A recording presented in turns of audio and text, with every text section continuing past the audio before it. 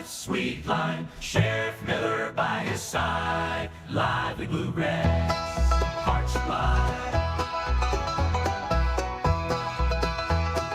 Brought to you by Zots Bar and Grill right here in Big Rapids, and also by Big Rapids Tire. There you go. There you go. Well, So good morning, Bob. Hi. We have a great guest here this morning. You know, Ferris State University baseball. Yeah, baseball. I wish they'd bring baseball back.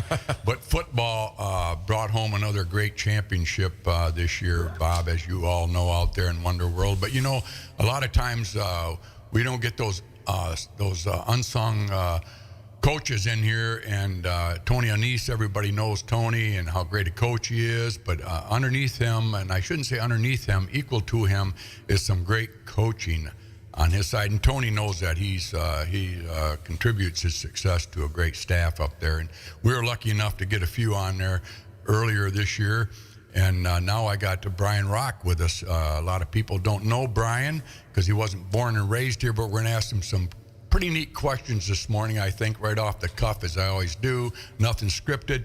But when this program is over, you'll know Brian Rock, that's for sure.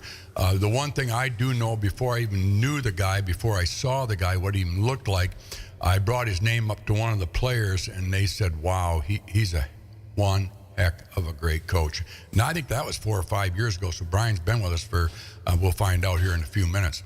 But anyway, I just want to share something with you folks out there this morning, and nothing related to sports, but, you know, our families is where it's all at, and I think that's what you'll find at Ferris football. It's a big family up there. Those coaches take care of those players. We had Ryan Hodges on here, I think it was last week, with Brian and I, and he alluded to that, you know, how much he involves himself with the players and what he does for the players. And he wasn't bragging, but you have to be involved, but family is family. Here's something. Virginia Burney, a lot of people know Virginia from the Schuberg Agency years ago. She's on with her years yet, but I just kind of want to touch on what she said this morning. She texted me this morning. She goes, I just have to share with you what an amazing son, Adam, you have. I had an emergency with my newly leased car, only 300 plus miles on it this morning, and he came to my rescue right away after my call to you folks. Well, that was nice to hear. He was so compassionate in helping me with my walker to get inside my place. You need to talk to him about the situation. You have to be so proud of this young man. He truly represents your family. Well, I think that's a nice compliment. I love it, you know. I mean, I love it when you hear some good things about my kids, and I just appreciate these nice compliments. But on with the show. You know, before I start the show, I just want to talk about Doc Asplin. He just passed away recently, 91 years old. He was a big-time doctor here back years ago. A lot of people don't remember him because I think he left back in the 80s. But he had blueberry farms out here, Bob. He had horse races, just like race horses like myself, harness racing. And, yeah, people loved him. He was a great doctor. Anyway, our condolences and prayers with the family. We got Brian Rock, Coach Rock. First question to you. We're going to start from the beginning, as I always do. What year was it, the year that you got out of your diapers? You know, we're going to start right from the little kid that you were at one time, 1, 2 years old, 7 years old. I know I was 8, but go ahead. Boy, I don't have a big recollection of that, and but I'm going to go with, what year was it, 1964? Okay. All right, great. Now we're finding his age, right, Bob? All right, so what year did you started playing football when you were young? Did you play football? Oh, yeah. Yeah. You know, football's changed over the years, and the youth leagues and all those kinds of things. I grew up in Northwest Ohio. My dad was a history professor at Bowling Green State University for virtually his entire career, so I grew up in Bowling Green, and there was no youth football league there. You started football in junior high, and so in junior high, I started playing football. Yeah. So then you played high school too then? Played high school. Yeah. Yep. Played at Bowling Green High School, went on to Bowling Green State University, and graduated from there in 1985, and, you know, then started coaching. Right. So what position did you play? A little bit of everything. It's kind of like my coaching career. You know, I've touched base on a lot of different things, and I guess I was a pretty decent athlete, and you know, but I bounced around between offense and defense, and quarterback and tight end, and fullback and on defense. really? Oh, yeah. Were you a baseball player? Yeah, my dad was a really good baseball player, and I think that was the probably my biggest disappointment to him was when I quit playing baseball. Well, you look like a baseball player. Yeah, I played baseball really, I guess through, up in until high school. Your dad played baseball, though? Yeah, my dad was a really good baseball player and played in college and had a good career. Right. Yeah. How about Ma? My mom, interestingly enough, was just a little thing. 4'11", 98 pounds, and she was tough as nails. And she played field hockey. She was a field hockey player. Yep. Wow. So then your whole family's always been in Bowling Green, Ohio? That's where I grew up. My dad was actually stationed in Germany after the Second World War, so my oldest brother was born in Germany, and then my sister and myself were both born in Bowling Green, Ohio, and there's the three of us. Okay, so where are they at now, your brother? My brother is a economics professor in Poughkeepsie, New York at Vassar College, and my sister, her and her husband live in Kokomo, Indiana. He is the retired president of Kokomo Opalescent Glass, which is made stained glass, and she's been a music teacher. She's been an interior decorator, and now she is a full-time grandma. Really? Good for her. So do they play sports? My brother was a tennis player. My sister was not really an athlete. You look at families so much and you see, the similar paths and things, and you look at our family and you wouldn't know that we were related. So you're the younger brother. I'm the youngest of three and by far the biggest. And Really? I'm not that big. No, but you're baseball size. Yeah, I guess so. You can just see in you you're a baseball player. But you played football. Yeah. That was good, yeah. So you graduated from college with a degree in what? Actually, I changed my major 2 or 3 times. We're not really sure exactly what direction I wanted to go. Was really enamored with psychology, but at that time, you didn't teach high school psychology, and I knew I wanted to be at that time, I thought I'd be a high school football coach. And so I changed my major I got a double major in business administration and business education and a minor in athletic coaching. So what helped you the most in your education to be a good coach that you are? And I'm not saying to brag about yourself. You've got people bragging about you, and I've heard about you. Your history is phenomenal. It's the experience you go through. In all reality, I earned a master's degree in sports psychology because I've always been fascinated with what makes people tick and peak performance and, playing in the zone and all those kinds of things. And to me, the training that I learned through, really my master's program, I think helped me out as much as anything. And then just experience and finding what works for you and what doesn't work for you, and understanding that, no matter what, you got to be yourself. You can't try to be somebody you're not. Right. So where was your first coaching job at? And what was it? I became a graduate assistant at Bowling Green State University. Well, actually, when I was doing my student teaching at Bowling Green High School, I helped coached 1 year of high school football at Bowling Green High School. I was finishing my degree, my undergraduate degree, and then I became a graduate assistant at Bowling Green and did that for 2 years. So after that, well, my wife and I, we moved to Rensselaer, Indiana, and I coached at St. Joseph's College, which is now closed, but a little Division II school in Northwest Indiana. And that was our first experience away from home. And we had already had a daughter born, and then both my boys were born in Jasper County Hospital. Really? Yep. So you were a head coach there then? No, I was the defensive coordinator there. Okay. And I was, I guess I was there for 5 years, but that was a great experience. It was, you talk about figuring out whether your marriage is going to work. It was both my wife and I. We went to high school together, and it was our first experience away from home. And it was kind of like, you're going to make it or you're not. Well, it was great. So where'd you go after that then? I got hired at Western Michigan in Kalamazoo, and I actually spent 14 years in Kalamazoo. Well, actually, we lived in Portage, but I was coaching at Western Michigan then for 14 years. Was my nephew down there, Justin Curry, then? No, I was before him. Okay, you're Yeah, before but him. I've met Justin. We played sure. pickleball, you know. Oh, yeah. Oh, Where'd you yeah. go after that, then? Then I spent a number of years at Purdue, and then after Purdue, gotta let me think a little Yeah, bit. that's all right. After Purdue, I was the offensive coordinator and quarterback coach at Kent State, and then after Kent State was Holy Cross out on the East Coast, Worcester, Massachusetts, and then Oklahoma State. And then 6 years ago, I came to Big Rapids, Michigan. Now, how did they find you? Who found you down there to recruit you up here? I've known Tony for 30-some years. Oh, you have? How Yeah. did you know him? Odd story.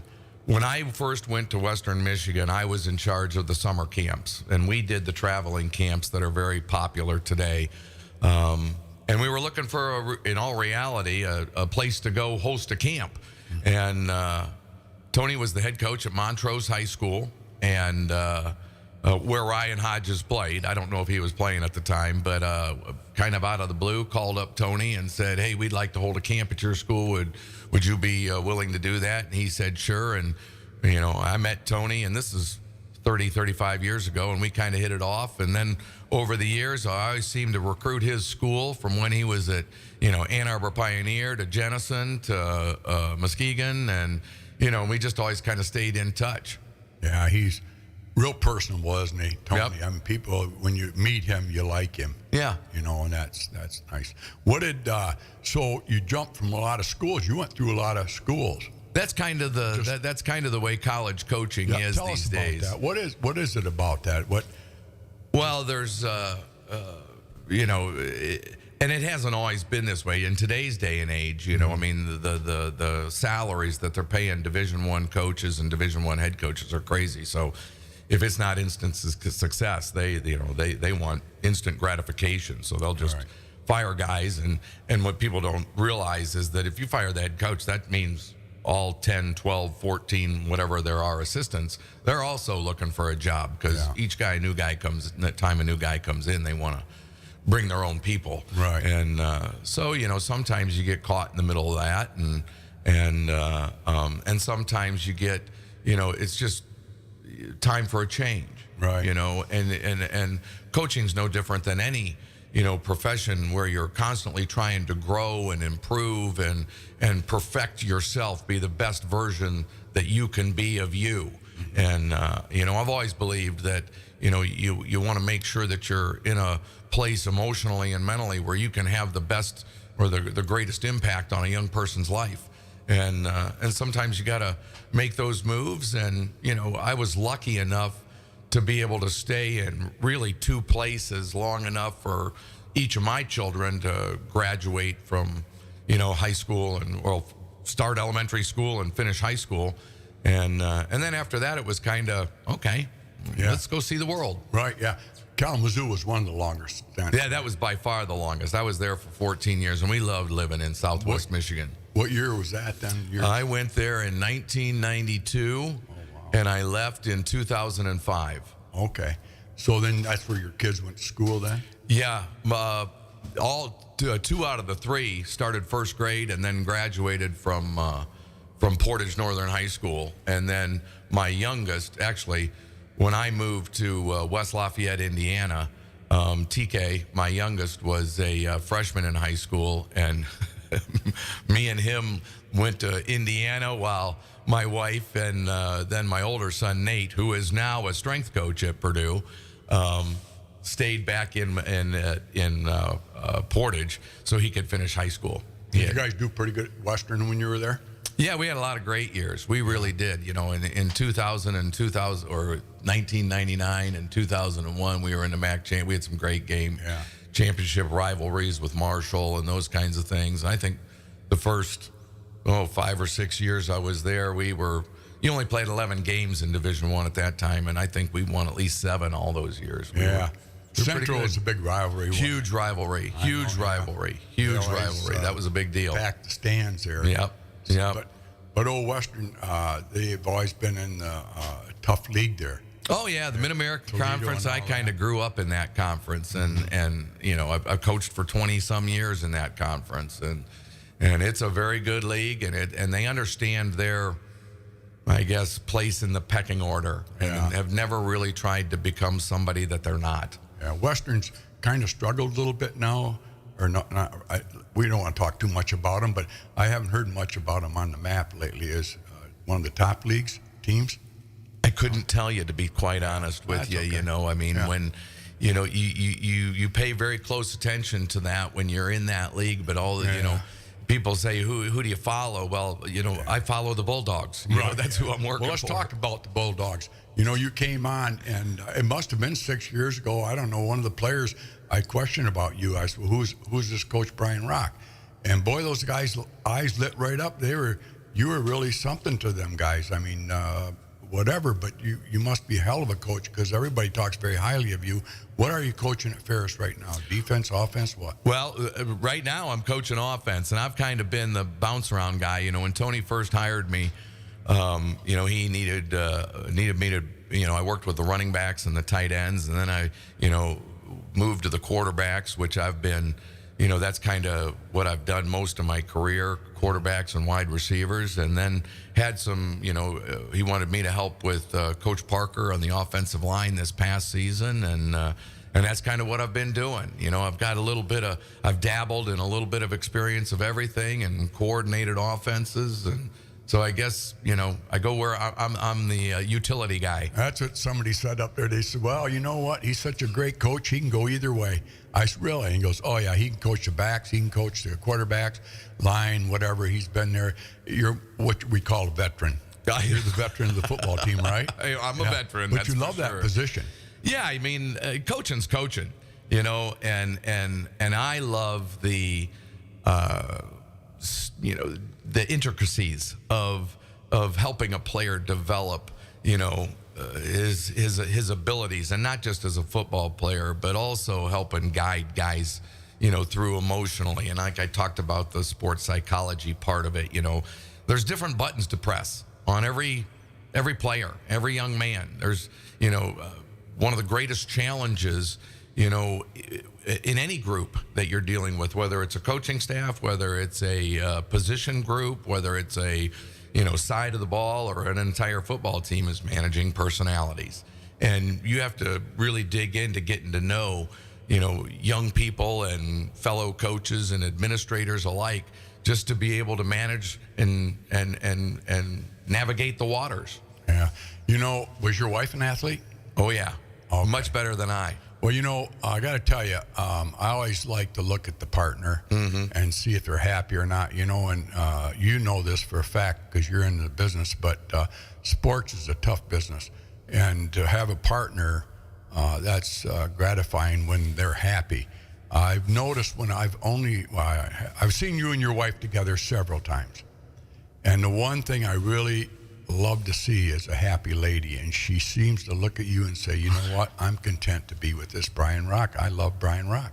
And how many years you been married? I believe we're approaching 40. And she loves it, doesn't she? Yeah, well, it comes from time to time. No, but I mean, all in all, she loves her life, doesn't Yeah, she? she's been awesome. I've got the greatest wife in the world. She has, followed me all over the country as far as coaching, and never batted an eye. I can, remember walking in, okay, Laura, we're moving to, wherever, and she doesn't say anything. She just goes to work, and she's been awesome. She's very independent, but incredibly supportive, and she might be one of the all-American tailgaters out there. Right, Yeah, she's a professional at that now. Well, we'll come back and talk about her a little bit more. We'll take a break and thanking our sponsors, Bobby. Come say cheers at Zott's Bar and Grill in Big Rapids. Great food, great prices, and great people, where everybody knows your name.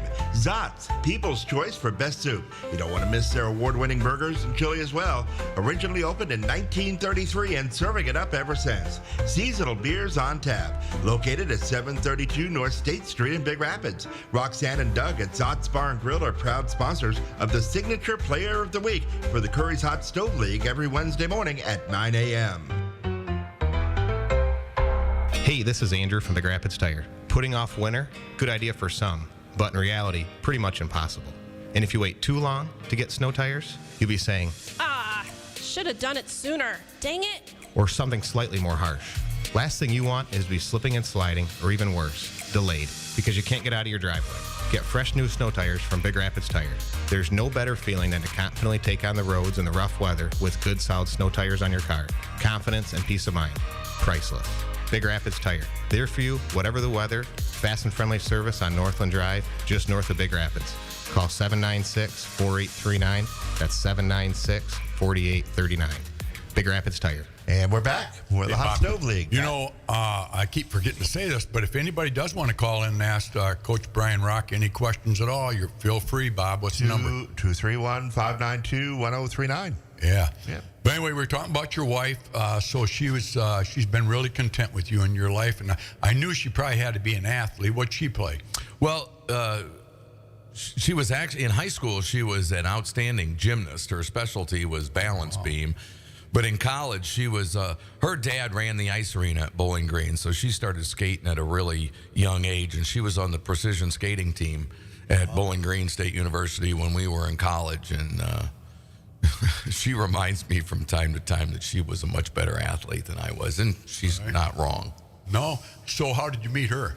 We went to high school together. Oh, wow. And I tell everybody, I spent probably 5 or 6 years just chasing her down, trying to get her to go out with me. I doubt if I was probably at the top of her list, but I was persistent. Right. Yeah, that's what it takes, doesn't it, Bobby? How about your kids? They play sports? Yeah.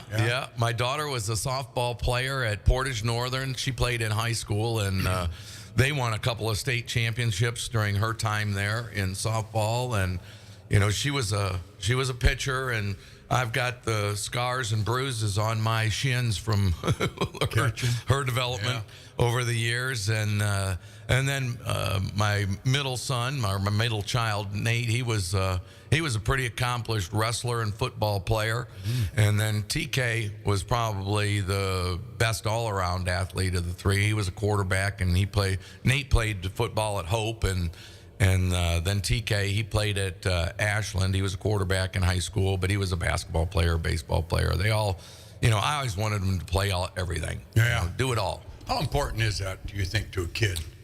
Well, Multiple sports. I think it's really important. You know, I think that's one of the, you know, I know we're becoming into an age where everybody feels like they need to work on something specific, but holy smokes, play it all. It's the greatest experience. It's the last chance you'll have to do it, you know, in an organized setting. And so, yeah, I love to, you know, when it comes to recruiting football players, I like to see guys that are playing 2 or 3 sports at least.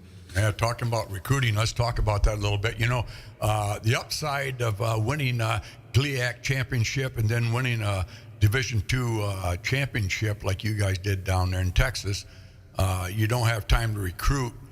And these other schools do. As soon as their last game's over, they can start recruiting, right? But you guys can't because of the time, right? Yeah, well, yes, for the most part, that's accurate. Yeah. So I guess what I'm saying is every year you guys have a great recruiting. I talked to Tesla, one of your coaches there, and he always smiles and says, "Oh yeah, we got some good guys coming in." But do those good guys just wait for you guys to call on them? Hopefully you'll call on them, or they've talked to other people too? No, I think the recruiting business, you know, the internet and social media and those things have made information so easily accessible and contact with young people so easily accessible. No, recruiting is in all reality relies on time and effort. You know, you just got to spend the time doing it, and you got to, you know, extend yourself. You know, young people, they want to go to a place where they, you know, feel wanted. Right. They want to feel value, and you know, you got to do your due diligence as far as that goes. Go ahead, you can answer that if you want to. Is it your wife? No, that's a recruit. Oh, you want to talk to him? We put it on live. No, better not do that. Better not do that. I promise you a sandwich at hooked at Curries. Better not do that one, because until the papers are in, then we can't talk about them. But so do you guys now? You recruit, Tesla recruits, Tyler recruits. Sam recruited. We all recruit. We all. Well, I mean, who goes where and why? You have an area, and we have kind of a philosophy that's worked for us, over the course of time, and it's really been similar ever since the day I showed up. But we really take the state of Michigan and we split it up amongst 6, 7 of us, and we all have an area. My area is Detroit. I go into the city of Detroit, and Tesfa, he goes to the northern and western suburbs of Detroit, and Steve and East goes to the Grand Rapids area, and so forth and so on. So we split it all up, and that's kind of how you start. You try to identify the guys in Michigan that you think might be potential recruits for the Bulldogs. Yeah. And you start through, whether it's through Twitter or whether it's through the high school coach or whatever, you try to establish contact and try to build a relationship, and then we'll recruit those guys, and we're able to do that over the course of our season. We can stay in contact with those guys and invite them to games, and like I say, develop that relationship a little bit more. And as the season goes on, by the time the end of December rolls around, when we're playing in the championship game, we've kind of got a pretty good idea who in the state, is gonna come to Ferris State, or at least we're close, and then that first weekend in January, we had I think we had 16, 17 guys in, and they were all committed to us, and they were all Michigan guys, and a really good group of Michigan guys. And when they changed the national signing date for Division I, it's also at the end of December. So now you kind of have an idea of who's still available outside of the state of Michigan. And that's when we kind of make up our minds. And there's 4 or 5 of us that went to Florida this year. And again, we each have an area, and we try to go down and identify guys that we think may fit what we're looking for. And then each of the last couple weekends, we've had 10 to 13 Florida recruits in. So, all right, let's go to that. How do you know? By talking to those kids who fits into your program, because you have a program unlike nobody else has got your program, obviously, because you guys are winning every year on year in and out. So you look for what you look for. Well, you got to start by watching them on film, and you see if they fit your profile athletically. Not personalities. Then. No, you just watch them on film, and the first thing you evaluate them is, you'll get recommendations or what have you.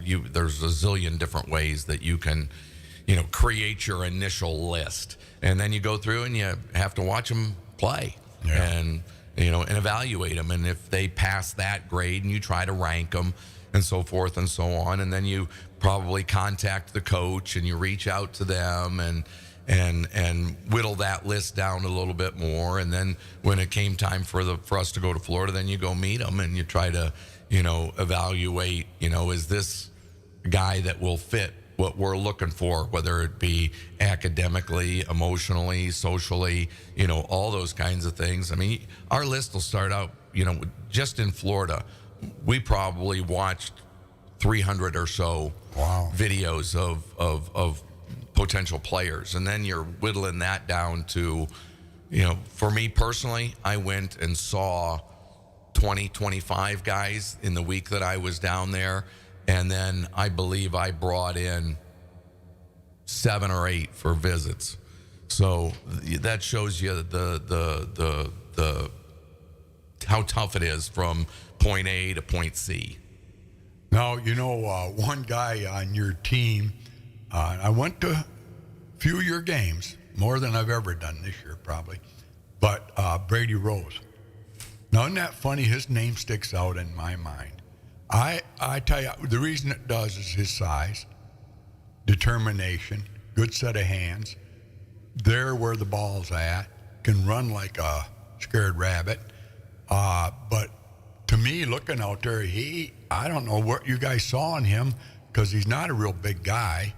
But, man, Brady Rose sticks in my head that he's one of the best ball players you got. I mean, who picked him? Brady Rose is a great football player. Brady Rose was he was player of the year in Michigan. Yeah, see, I don't follow that, so I didn't know that until somebody told me. But who picked? Oh, well, all right. I think Tony made the initial connection because he's from Muskegon, not Muskegon High School, but Fruit Ridge or Fruitport or Oak Ridge? It's in Muskegon. Okay. Oh, all right. Not a Muskegon Red team, though, huh? No.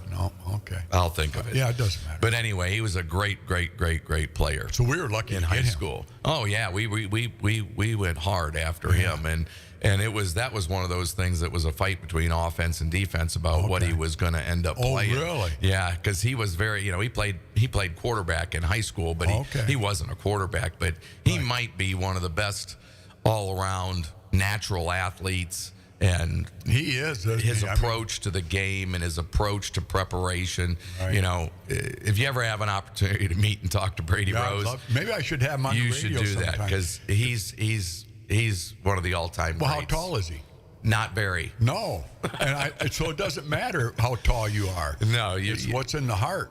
Oh, absolutely. You got to have ability. That part of athletics and any sport will never change. Yeah. Will never change. There's lots of guys who have all the talent in the world, but the one thing that sets certain guys apart, like a Brady Rose and those kinds of things, is what's in their heart. Yeah.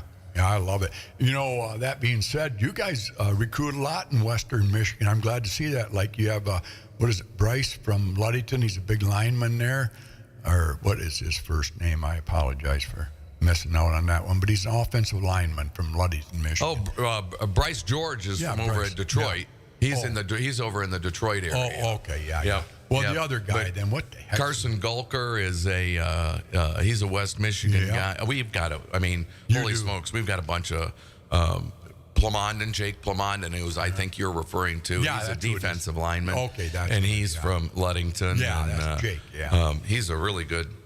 Those kids are awesome. They all live together. How do you do this, Brian? Now you got such a great team right now, and you're going to be good for the next. Well, for whatever, hopefully forever in our lifetime. But you guys keep filling in the slots just like you do your coaching slots. And I'm sure you've had chances to leave. But you've elected to stay here at Ferris and be the assistant coach to Tony, which is quite a compliment in itself. But how do you recruit a guy and he's not going to be playing for – what do you say to those guys? They're coming in. And some of those guys want to play right away. Well, everybody wants to play right away. Right. If they're a true competitor, they want to play right away. And I'm just going to say it, Brady, if you're listening, Mona Shores. That's where Brady went to high school. Yeah, there you go. Mona Shores, good for you. Right. But anyway, so now you guys, like I said to Tesla, I talked to him probably the most of all the coaches. And I said to him, how are you going to be next year? Oh, we're going to be better. Now, this was last year. Well, you're always trying to build. Yeah. You're always trying to build. Wow. And that's the hard thing for, I'll look at, players that are on our roster and they do a great job of helping us recruit and everything. And I look at them from time to time. Hey, you realize I'm trying to recruit a guy that's going to beat you out. Okay. But they kind of smile and laugh at me and everything. Right. But no, you're always trying. That's to me, the heart of a competitor. We want to recruit guys who want to compete. They want to be challenged. And if you're a true competitor, you're going to strive every single day to try to do, even if it's just the smallest little thing, to get better. And we're trying to do that as a football team and as a football program.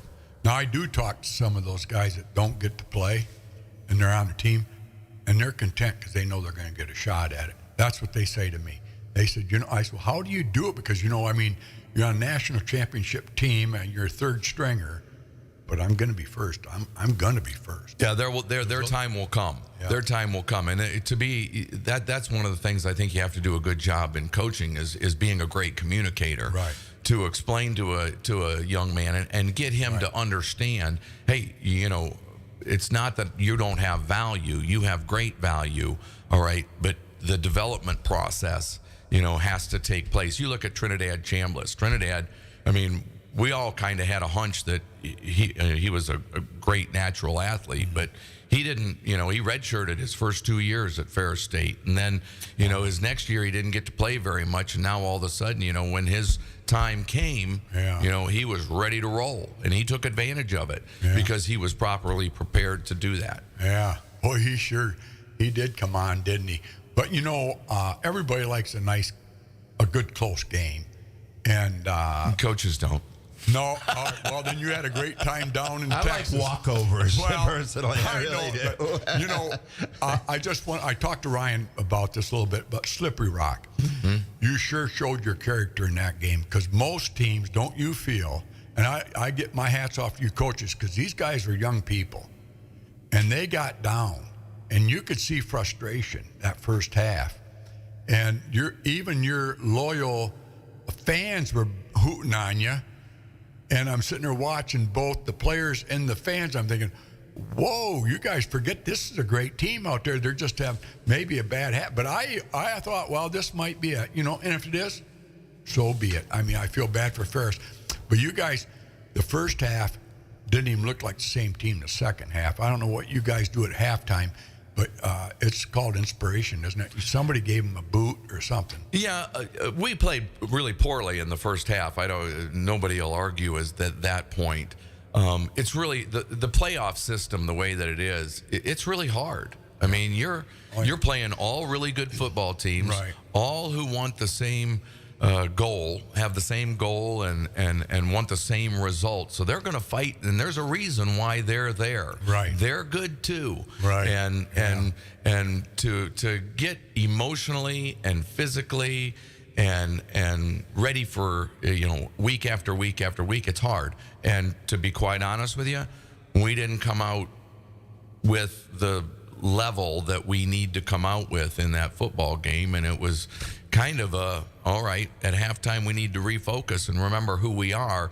And I think that's where the experience of being in tough games over the course of time, maybe not necessarily so much in that season, but over the course of the last 5 or 6 years that I've been here, we've been in those situations and we understand how to react. So there's no guarantee that we're going to react properly, but at least we have a chance and an understanding of, hey, we're going to be all right. We just need to take care of us. And that's kind of what we Kind of looked like maybe they were looking past Slippery Rock a little bit. I think there's probably a little bit of that. Because the only reason I say that, I do talk to a lot of people, and I'm not going to say who I talked to. It wasn't any coaches, but it was people.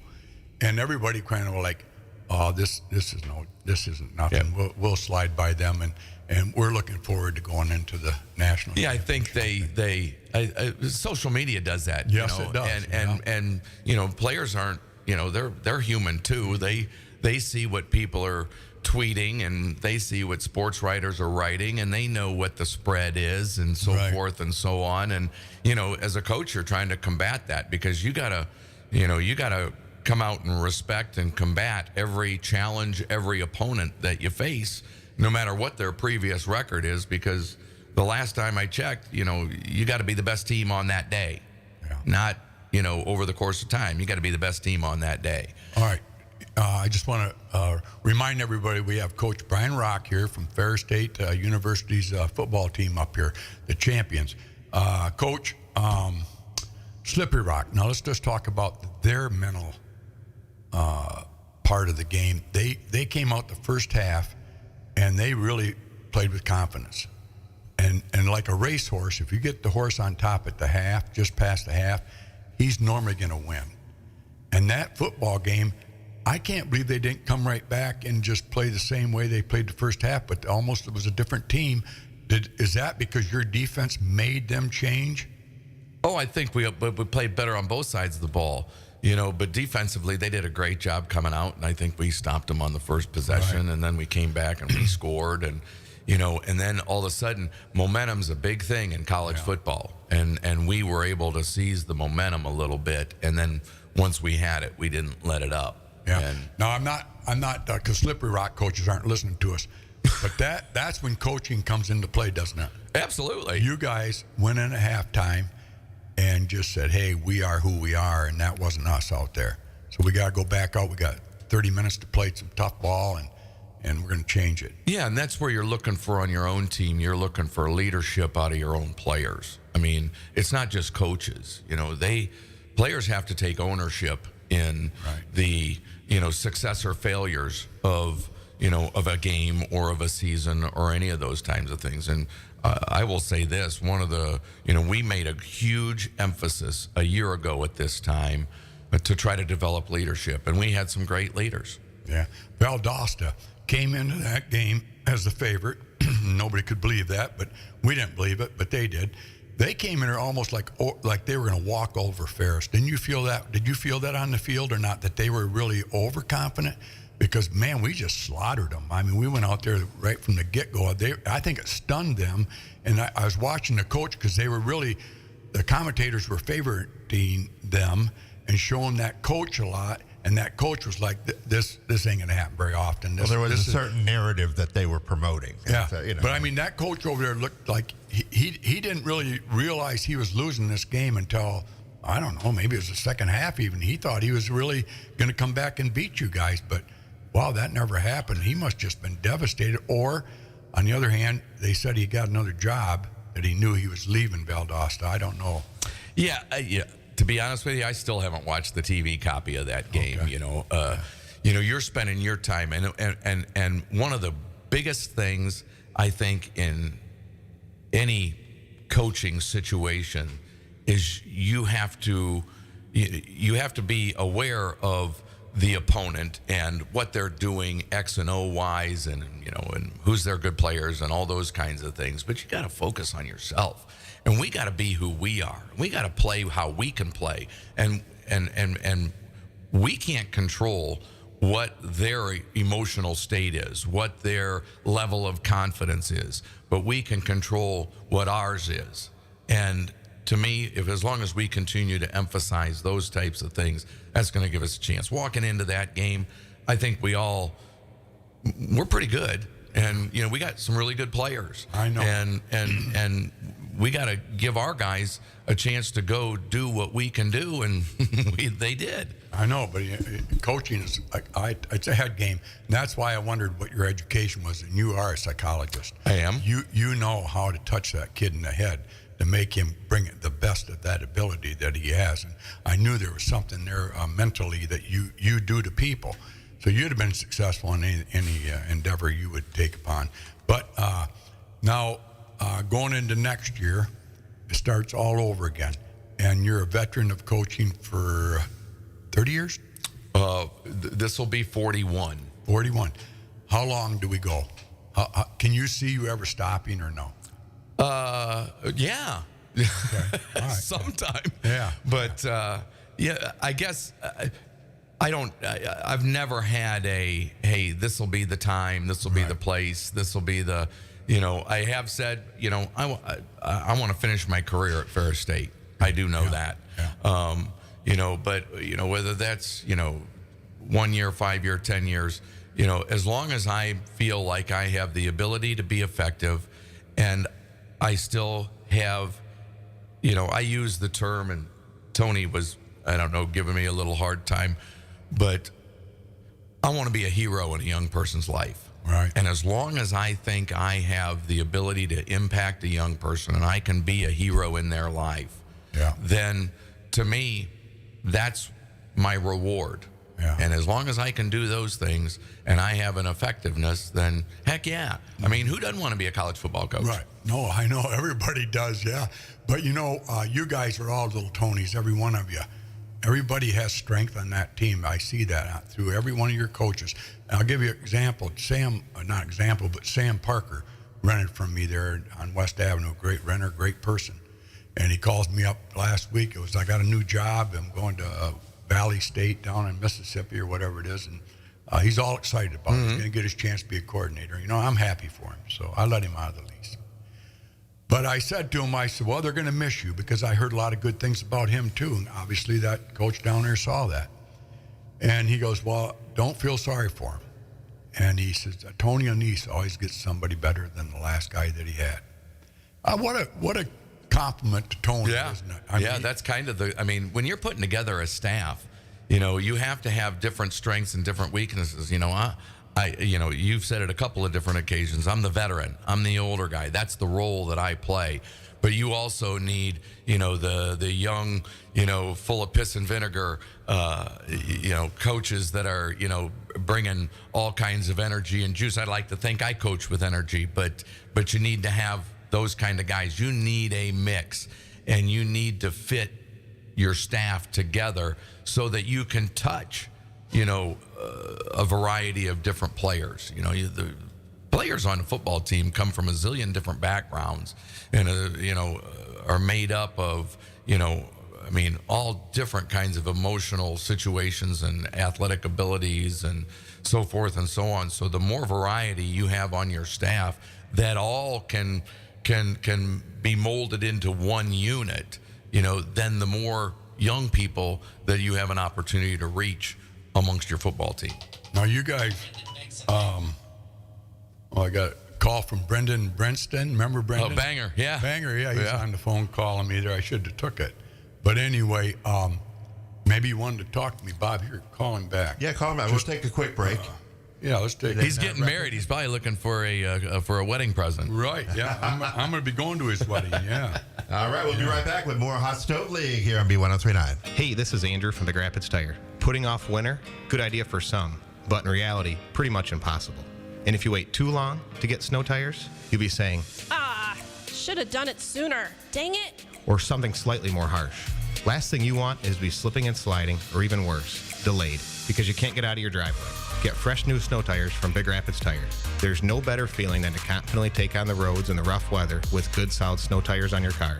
Confidence and peace of mind. Priceless. Big Rapids Tire. There for you, whatever the weather. Fast and friendly service on Northland Drive, just north of Big Rapids. Call 796-4839. That's 796-4839. Big Rapids Tire. Come say cheers at Zot's Bar and Grill in Big Rapids. Great food, great prices, and great people, where everybody knows your name. Zot's, people's choice for best soup. You don't want to miss their award-winning burgers and chili as well. Originally opened in 1933 and serving it up ever since. Seasonal beers on tap. Located at 732 North State Street in Big Rapids. Roxanne and Doug at Zot's Bar and Grill are proud sponsors of the Signature Player of the Week for the Curries Hot Stove League every Wednesday morning at 9 a.m.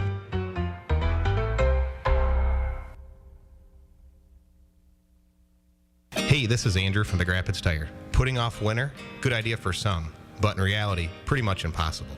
And if you wait too long to get snow tires, you'll be saying, Should have done it sooner. Dang it. or something slightly more harsh. Last thing you want is to be slipping and sliding, or even worse, delayed, because you can't get out of your driveway. Get fresh new snow tires from Big Rapids Tires. There's no better feeling than to confidently take on the roads in the rough weather with good solid snow tires on your car.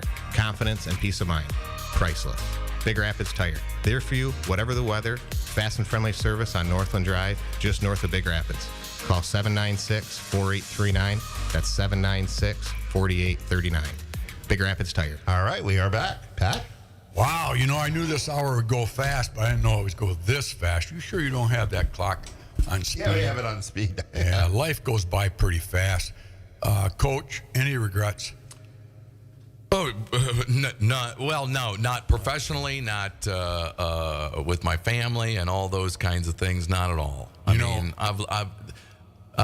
I tell my wife all the time. I've been able to live my dream with the person that I love and respect and honor, and your life changes. We started out, trying to raise our kids and then make sure that we were guiding our own children while I was trying to build a career and all those things. And we got to do it together. No, I don't have any regrets. It's been awesome. All right, so you've been a successful man, married 40 years, have 3 wonderful children. If somebody was asked you, how do I get to that plateau, Coach? What do I have to do in life? What is it that instilled in you to be such a loyal husband, loyal coach, one that loves his family? Who built you? Who is your dad and mother? Who was your mentor? I had my mom and dad were both very strong people, and they had a relationship, so they kind of showed me. And my wife's parents were amazing people, and we've lost them all now, and we miss them. But they instilled in us, really what it takes. There's going to be, just like in football, there's good times and bad times, and you just got to, navigate all those times and not let the highs get too high and the lows get you too low. And every time you go through a tough situation and what you think is going to be a crisis, and you can come out on the other end, then the next time you realize I can handle this. And I think that becomes more of a snowball effect. Even with my own kids, I watch some of the tough times that they've endured in their times, and then the next time something that comes up, well, we got this. We'll handle this. And same thing with the football team. We were just talking about, Slippery Rock. We got into a situation where we weren't playing very well, and the attitude was not panic. The attitude was, we'll be okay. We know how to handle this, and you do, and you just be genuine, be who you are, be yourself, and be a good person. Grand Valley game, very well answered. I kind of figured that's what you're going to say. It's tradition, isn't it, Coach? Yeah. You're lucky to have a tradition of love. Yeah, absolutely. Yeah. So now we're going to go over a little bit here, but I got to know about Grand Valley.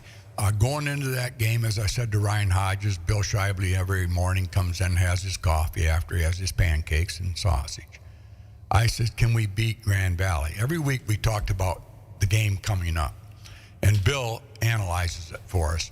So anyway, I says, can we beat Grand Valley? Because obviously they were undefeated, right? Mm-hmm. And we had lost one the first game. Correct. So going into that game was pretty much the championship game, right? Yep. And going down there, I said, Bill, can we beat him? He looks at me, he goes, yeah, we can. We play our game, we can beat him. We can beat him good. Well, the Monday morning comes in, I said, wow, Bill, you called that. And he goes, wow, am I glad I called it right. But anyway, what happened there to them and you? I mean, just like you won 44 to what? I can't remember the score. Yeah, I don't remember the score either. That's not important. But you guys really played up to your level that you knew how to get there. But, geez, that's pretty tough in Grand Valley. I don't think we've ever beat them that bad down there. That was obviously that game carries a little bit more weight, whether you admit it or not, year in and year out. And rivalries are great. You were talking about the Western Michigan, Central Michigan rivalry. Right. I've lived through the Purdue-Indiana rivalries. Right. The Kent-Akron rivalries. It's, a rivalry is a rivalry, and they're our rival, and we want bragging rights. And I thought we did an excellent job of preparing our team, not just athletically and schematically this year, but preparing them emotionally for what we were fixing to get into. It's tough to play down there. It's loud, and there aren't very many people that like you. And we had great leadership. We had a great plan, and the players did an awesome job of executing the plan. And to me, that's what you're trying to do week in and week out as a football coach and as a football staff and as a football program. And sometimes it works a little better than others. And that day, it worked really, really well, and we're all really happy it did. Now, how do you go on from here? I mean, I kind of know what the answer is, but you guys just had a phenomenal year last year. How do you top that next year? I mean, what do you guys do now? Do you go and just blank that out of your minds and say, okay, and we're starting from ground zero again? And how do you stay at that level? Well, you kind of, you do kind of, okay, it's time to start over again. And I can remember after the 2021 championship game on the field, and I looked at Tony, came over, and we were shaking hands, and I looked at him, I said, well, I guess we need to see if we can do it again. Yeah, really. And it's kind of the same way, we need to see if we can do it again. But the one thing that we do have is we have a blueprint, and we have a formula. And, whether we'll be able to get all the pieces in place, from a lot of different arenas to make that formula work again, time will tell. But that's certainly what we're working towards, because, living your life at a standard of excellence isn't easy. No, it's not. But it's gratifying, right. and it's worth the time and effort. I know. You guys would be very you're professionals. So it wouldn't matter what league you're in. I'm not talking about football. I'm talking about life, corporations, whatever. You guys would be very successful in anything you do as a team. I often tell people that they say, what do you build your success on? I says, never a negative. I never use a negative. I mean, you got to be positive and you got to see gain. Oh, I believe very strongly in that. Yeah, you even in dealing with players, don't tell them what they can't do. Help them to do what they can. Right. And no, I'm with you on that. Being around negative people drags down, countries. Right. So be around positivity. Yeah. What did we got to get going here? But one last question, Sam Parker. Have you guys named a replacement for him yet, or not? Nah, we're still in the process, okay. Yeah. And I think Tony will probably, I'm sure Tony's got a plan in mind. Sure. And well, it's not really a fair question, I know, to ask. But he's not. There'll be a lot of applicants, won't there? Oh yeah, there'll be a lot of guys want to be. A lot of people like to join a winner. Yeah, you got a young guy there that played football, helping you coach. There's Tyler Shreve. He's excellent. Yeah, he's really players like him too, don't they? He's awesome, and he works he's got the foundation to be an excellent football coach in time because he understands the game, he understands how to deal with people, and he cares. But like for him. Coaching with you guys, he's getting an education right there, isn't he? Oh, yeah. Because now he's in that room with you guys, understanding a little bit more, just not being a player, but being a coach. What it is to be like coach. You're always learning. Yeah. So now, tell us one last thing.